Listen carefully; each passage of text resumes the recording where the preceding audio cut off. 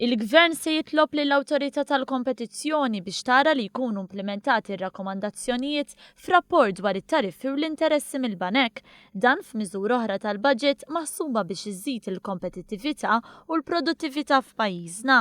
Il-Ministru tal-Finanzi kien talab lill awtorità tas-Servizzi Finanzjarji biex tinvestiga s-sitwazzjoni ta' interessi u charges bankarji fuq il-kumpaniji u r-rapport finali tqiegħed fuq il-mejda tal-Kamra tad-Deputati.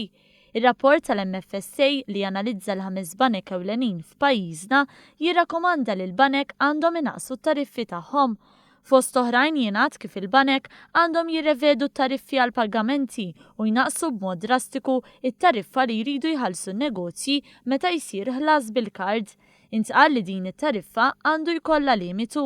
Ingħad ukoll li tariffi fuq is-self, partikolarment dik għan-negozji, għandhom ikunu riveduti, filwaqt li intqal ukoll il-konsumatur għandu jkollu l-faċilità li jiġbed mill-ATM tal-liema bank irid mingħajr ma jkollu jħallas ebda tariffa.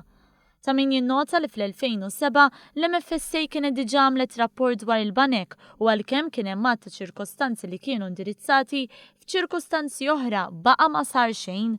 Iżda l-Ministru Edward Cicluna qal il-Gvern irid li r-rakkomandazzjonijiet tar-rapport li kummissjona hu jkunu implementati biex in-negozji ma jiżdidulhomx l-ispejjeż u jibqgħu kompetittivi.